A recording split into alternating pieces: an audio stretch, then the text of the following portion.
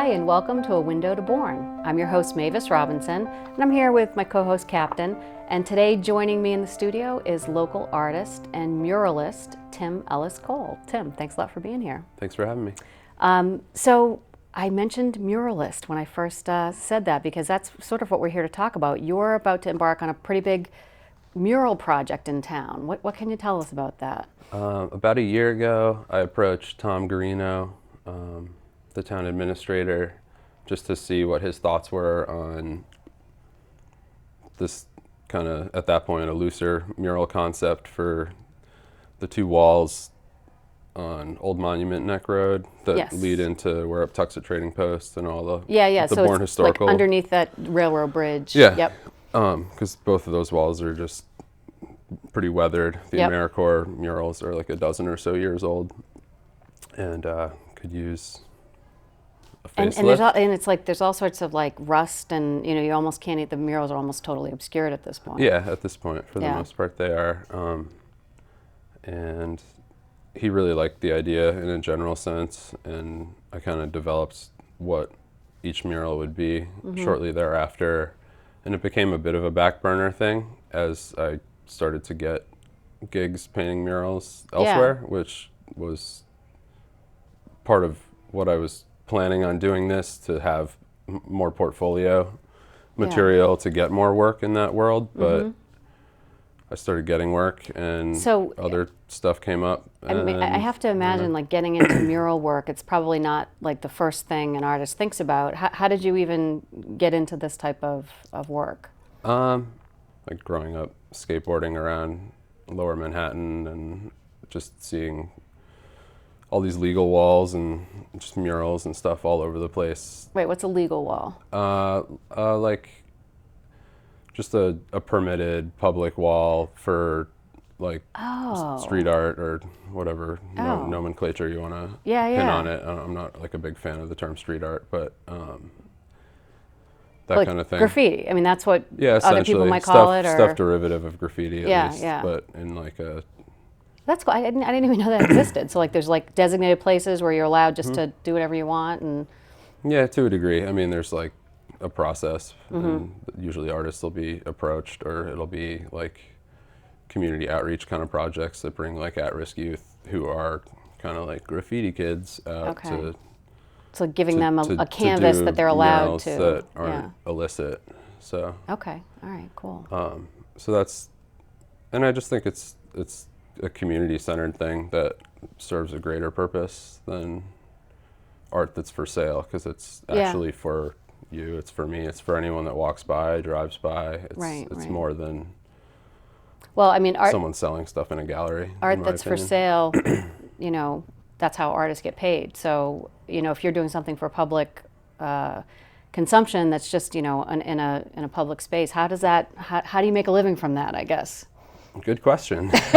Working on that. Yeah. Well, there's the local cultural council awarded a small grant for this project. Okay. But like the local cultural council grants, they cap out at just several $100s. So for this project, I've been doing a crowdfunding thing through Patronicity, which is a relatively new crowdfunding platform that's strictly for community-based projects, like be it a playground.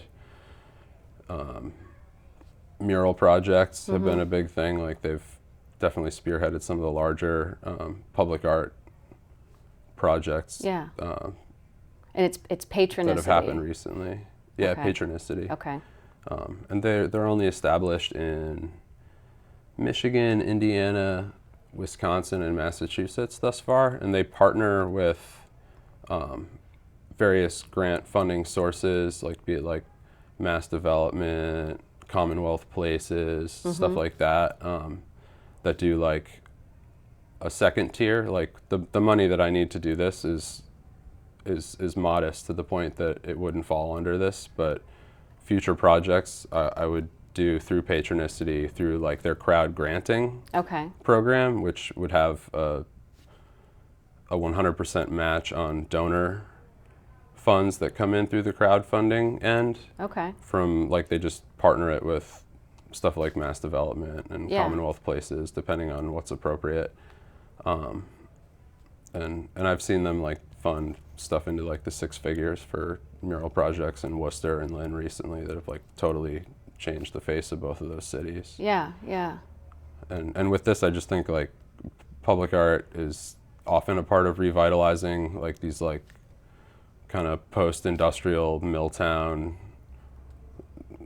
situations that are like more urban than the Upper Cape, but why not bring elements of that to here? Right, yeah. Because there's still plenty of spaces. You just kind of have to think about it. And then as I've driven around and lived here, like I've mapped out so many potential private walls and public walls that would be well suited for curating a larger project down the line and bringing in different artists. And is there another spot that you're looking at, or what do you want to? Oh no, there's a bunch. I just like, I mean, I hope that this one project can lead to a much larger scale thing. I won't delve into it because there's like 4 different kind of ideas, and I would have to narrow it by like talking to different people, like the Army Corps of Engineers, and because one's kind of like a canal-centered idea, and there's just different. Yeah, and any of these public projects, I mean, like you stated, the idea of it started a year ago. It wasn't like you can just walk up and decide that, hey, I'm going to paint this wall and make it happen, you know, like overnight. Yeah, it started a year ago, and I just got a loose green light from the town administrator that just urged me to do the Cultural Council grant application, and then I kind of was busy with other stuff, and it was just like, oh, I better get going on this because otherwise I don't get that grant money, and it just falls through the cracks. So might as well. Let's talk about what you're actually going to be putting on this wall. I mean, you've sketched it out, or more than sketched it out. You sort of have like a full-blown design, right? Your dog's using it as a pillow, but excuse me, Captain. He is a fan of your work. So. Hi, Captain. Hey, buddy. So these are the 2 designs. One is just a graphic depiction of the whaling and then eventually merchant ship, the Lagoda. Oh, cool. And the goal of this one is to kind of educate people on who the town's namesake was in a general sense, just by being like, this is Jonathan Bourne's Lagoda. So it points out that he was an investor and owner of a whaling vessel and just a big investor in nautical innovation in general, which is pretty notable because it was the most profitable ship of much of the 1800s. The actual Lagoda was his, Yeah, and there's the largest ship model on Earth is a half-scale replica of it in the Bourne building, which is the largest annex of the New Bedford Whaling Museum. Has like all the rigging and everything. It's really cool to check out. And then the other one is Canal Creatures. Oh, that's cool. And this is just kind of just to show a handful of, I mean, you know, some more predictable canal animals like striped bass, but also some more unique things that pass through and live there, like king eider ducks, the minks that help control the rat population, which is great, leatherback turtle, peregrine falcon, right whales. So just So how do you what kind of research do you do to get into what the ecology of the canal is? And I mean, this work is actually reminding me of some of the previous work that I've seen. You did a series of whale prints that you even collaborated with the Bourne Historical Society on a whaling exhibit at the center last year. You do a lot of stuff from ecology, a lot of stuff from nature. What's your inspiration there? I think just living where I live inspires it, I guess. It's just kind of like the things that are around raise questions, or even possibly like subconsciously start to affect what I feel like drawing in a way. I don't know. Like I'd spent a fair amount of time in New Bedford, and in part, like I had my first opportunity to show at a friend's winery in the tasting room at Trevesia Urban Winery. And I was like, if I'm going to hang a show in New Bedford, I should probably do some whale illustrative content right. and do a little print series. And it was fun to do. And since then, it just sort of stayed in my head. But I don't know. I think just the environment in general is pretty inspiring for whatever it is that I've always made. Like, I could look at something I drew 20 years ago when I lived in like the Jersey suburbs of New York and see how my environment influenced the style and content versus something I drew when I lived in New Mexico 13 to 15 years ago, and then now, after, I guess time flies, like a decade and a half living in and around New England, like just what living on the coast of the North Atlantic kind of brings to it. And so you live in Bourne now. You were not born here. What brought you to town? My wife grew up here. It was not our initial plan to land in either of our hometowns. Yeah. But at a point, I was working as a chef at an inn in Rhode Island after ping-ponging around other parts of New England. Like, we had a restaurant together in Vermont, and then we lived in Portland, Maine for a while. We were about to have our first kid, Mac, who you know quite well, and it just seemed like a good move to be near family, both for the support and for him to grow up near cousins and all of that, because my family's very scattered. Like, my brother and his children are in Los Angeles. My parents are in upstate New York, so it's just kind of like there's no center. Did you have like a place where you sort of spent your childhood? Where'd you mostly grow up? I grew up in New Jersey until I was 18. Okay. And then I moved to New Mexico from there. Yeah, yeah. So what's your favorite place where you've ever lived? I don't know. That's hard.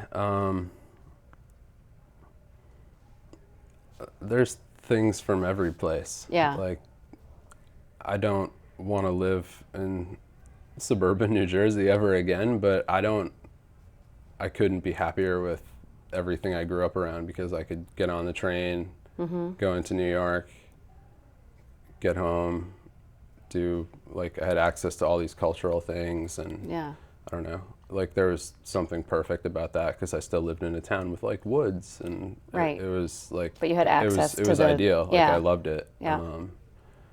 It was right for the time, and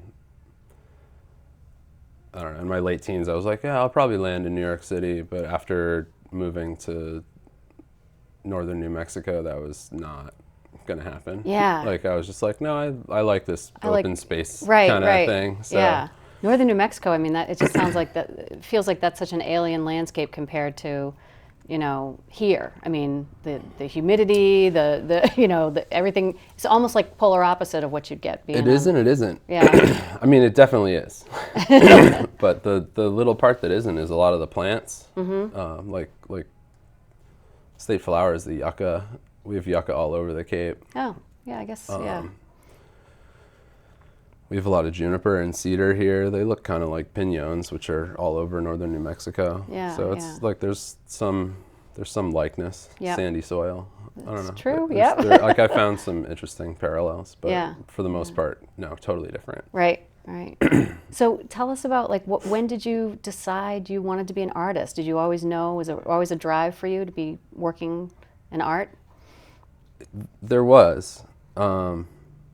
I think I was like, I just habitually would draw from a very young age, and always enjoyed it, and was always like, that's what I'm gonna do. And then as I got older, like, it became, that's what I'm gonna do if I can figure it out. Right. And then it even became, that's what I'm gonna do if it like totally falls in my lap and some modern day Peggy Guggenheim is like, hey, here's $100,000 every so often, make some stuff. Right.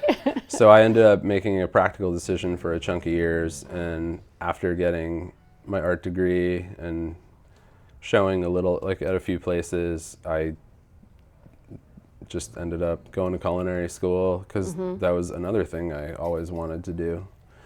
Another form of art in a way. I mean, cooking. And it was sort of like a second choice, but Yeah. it was, I'm glad I did it, and I accomplished a bunch with it and had a lot of fun with it, and spent the greater portion of a decade in a silly chef costume and hot kitchens. And Did you get to wear one of those puffy hats? only at school. That's cool. I wouldn't have taken a job that required one of those after that. So making the big leap from, doing various jobs and working in, the culinary world to like professional artists. I mean, that must have felt like a huge leap of faith. How did that transition happen? I had an off-putting experience with some owners of a business that I was running for them, and it just left a bad taste in my mouth because it was like, this is the niche part of the market that has a heart. It was like a true slow food model business, and still like they're not treating their employee base correctly, and I don't know. So I had to walk away from that, and and it just kind of left me in a place where it was like, What do I do? kind of was at odds with my past employers. That's not easy to use when I'm Right, in a out job interview, hunting. right? So it's like, this is the time to dive in. Yeah, And I dove in and started hand making paper, like with foraged material from like the beach and the woods, and did a print series. And I've seen those prints. They're really beautiful. That was a fun way without a huge investment to kind of start and test the waters, and it just kind of grew from there, and I got into the swing of things. After about a year, I rented my studio space, which is next to Monument Beach Pizza, and that almost made it more valid and real in my head. And then I started trying to go for larger projects and more visible stuff, and applying for grants, and and then things started coming my way, like work with like the JFK Hyannis Museum, and just different stuff. What was that all about? This past year, Ted Kennedy III and his wife Kiki, after doing a major renovation, they had the contractors save all the demolition debris from like stripping all the cedar shingles and a bunch of other stuff, and they had the idea to donate that material and an idea that they had to the JFK Hyannis Museum. And then they reached out to a number of Cape-based artists to kind of do this like art on artifacts kind of a thing. And I did two parts of it. One was taking 200 cedar shingles after sifting through, 6,000 or whatever. And I produced two illustrations that after resurfacing them, I hand screen printed on them, and they market those out of the gift shop at the museum. And I also made two unique like mixed media auction pieces that were recently auctioned off. Yeah. They wrapped up the art auction as it was all a fundraiser for the museum's some renovations and expansion, and my pieces wrapped up the auction at Wequassett Resort in Harwich just a month and a half ago. So it's sold. Do you know where it's going to be? Or yeah, I'm trying to remember the name of it's a assisted living and rehab, like residential facility down Cape or Mid Cape in Chatham, and the name escapes me. Well, you'll think about it as soon as I'm done asking about I'm sure. it. But it's, one thing that I love is that as you're describing this, I'm realizing I've seen it because I follow you on Instagram, and I've seen on the Bourne Residents Facebook page you post your work there. I mean, social media must be a game changer for artists. It's like, especially with visual art. Is that do you find a lot of people through your Instagram and through Facebook? Yeah, I've had weird experiences. Like one, and it was really early on when I was just kind of feeling like this, even though it was my job or what have you, it was very much an experiment and less what it is now, where illustrative content that I had thrown up on Instagram ended up getting like tattooed on perfect strangers. Like, and Seriously? this is like 2 years ago at Oh this my point gosh. at least. And Yeah. and then one of these people lived in I think Denver or Boulder, Colorado, and he turned out to have gone to physical therapy school in Maine with my nephew Taylor, which is hysterical. Oh, cool. Wow. Yeah. And they're like super close friends. But they didn't know that before, or? I mean, well, Taylor noticed it because he posted like his first tattoo that he Yeah, got, and yeah. then he went on to get an almost full back piece of another illustration that I made. Oh my gosh, that must feel like the biggest It compliment was you could really ever cool. get. Yeah, yeah. It was really cool, and he was really cool to approach me and be like, "Is this okay to do?" Because I think a lot of people wouldn't do that. Right, right. Yeah. Because I came across another one that wasn't the Well, case. that's the downside of sharing with social media, is that then your work is out there and anybody who wants it in a way could grab Yeah. it, right? I mean, in this context, it's like cool. It's Yeah. more tribute than anything else. Yeah. No one's profiting on it. Right, and right. That's fine. But Wow. That's amazing. Your work is actually tattooed on. strangers, right, like right. that's the weird thing, because people have asked me to draw tattoo designs for them before, and Yeah. I've been like, sure. Yeah. But Wow. for strangers to do it is amazing. Yeah. You know, I have to say, I think it's pretty bold for you to be jumping in and working as a professional artist, especially in the town of Bourne. You think about New York, Boston, even some larger or smaller cities like New Bedford. What's the artist community like in Bourne? Do you feel like you're on your own? Do you have colleagues here, or? No, there's a good little network. Like there's Kim and Hollis at the Bar and Pottery. Like my friend Brian Randa is a glass The blower. glassmaker. Yep, yep. And his wife Jessie makes beautiful jewelry. And there's a good little network, and we kind of just bounce ideas off each other and Yeah. just to help each other. Does it along the feel like way. there's like upside to being an artist in a small area, or is it mostly downside? I think it's mostly upside for here. For my situation, at least, I can't speak to anybody else's perspective, but I'm not like a dime a dozen. Like there's you go to like San Francisco, LA, New York, there's Right. hundreds, if not several thousand people that kind of fit the bill. Like I grew up riding a skateboard, going to punk rock shows, hanging out with graffiti kids, and my aesthetic is a little bit derivative of those worlds. Yeah. But But it stands out here a little bit. and you're so applying I it think to I think local it helps subjects too. Yeah. It's like, I mean, I know it's amazing to see. You just get so excited when you see like, oh, that's my town, that's my area being depicted in this like really cool, different way that you haven't seen before. Yeah, So, and town's been amazing. Yeah. Like, I mean, occasionally, like someone will approach me and like try to like, quiz me on like how much I know about Jonathan Bourne, and I'll be like, "Hey, it's limited." right. But from what I know, this is a nice thing to help people understand a little bit about what he did. Yeah, yeah.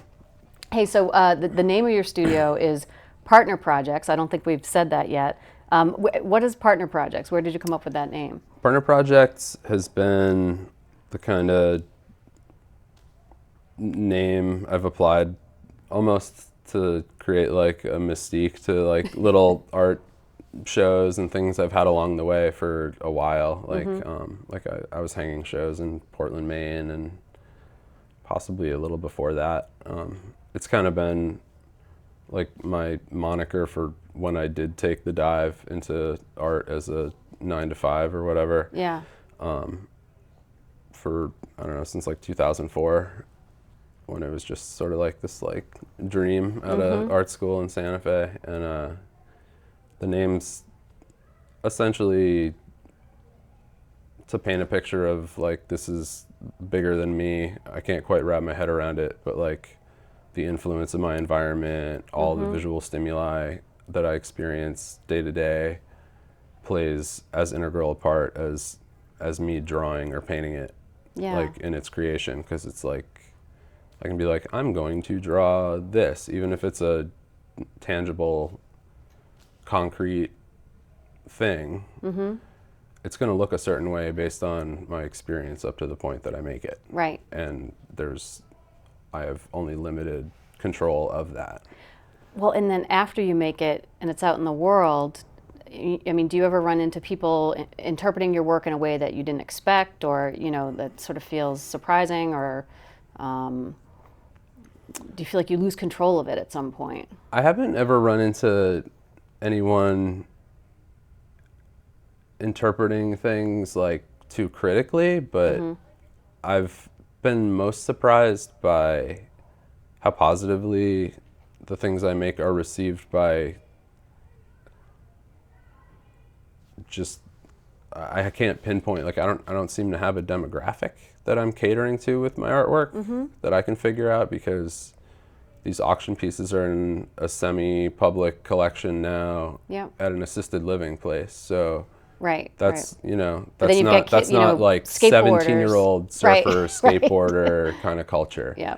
So it's like, but I know those 17-year-olds still love your sweatshirts, and and that works too, because I've done some work for Levitate, which is a surf brand on the South Shore, and they do great with apparel with that on it, with some of my art on it. So, and I've seen you've done surfboards, like you've painted surfboards before. I've done a couple hand painted boards. Do you have one thing that stands out that you're most proud of? Not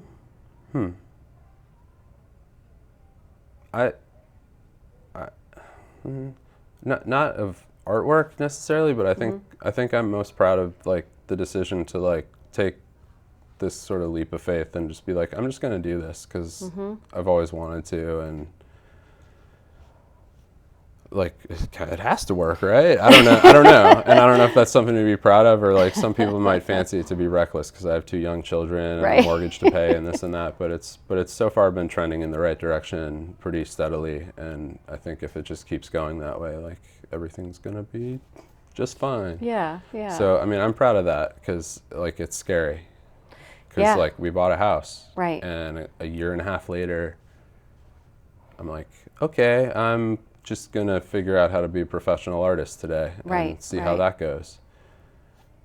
So I'm proud of making that decision over all else. Well, I have to say, from my perspective, your work has a lot of skill, but it also has a lot of heart, and I think that when you talk about you appeal to a lot of demographics, it just there's a lot of emotion in what you make that I know I relate to, and I think probably a lot of people do too. Like it just feels like you're getting, a little piece of something authentic and real, and it's pretty special. People seem to get some calming thing from it, because a lot of it's like linear, kind of flowy pattern. It's not like a lot of like rigid, hardline, like brutalist, industrial, architectural stuff. It's like the opposite. It's very flowy, and so I think that is a calming thing. And I don't really know even why that is, but maybe so it calms me down. I don't really know. Well, so if people want to support you, a great way to find you would be on your Instagram, which I know is @partnerprojects. Is that correct? Yeah, it's partner_projects. Yep. You're also on Facebook. Yeah, I think that's like Partner Project Studio. Okay. Yeah. And then the Patronicity is and we can send a link. There's a link to Patronicity from your Facebook, but also up until October 1st, the crowdfunding campaign, which is already pretty close to the goal. So how much more do you need to? I need about 500 more to reach the $3,000 goal. Yep. But more is fine, because $3,000 is so I don't take a hit doing this, basically. That's patronicity.com/Uptuxet-murals. Excellent. And yeah. Well, Tim, thanks for being here, and thanks for sharing your story, and thanks for making the town a little more beautiful. Thanks for having me, Maeve. All right. And we'll see you next time on A Window to Bourne.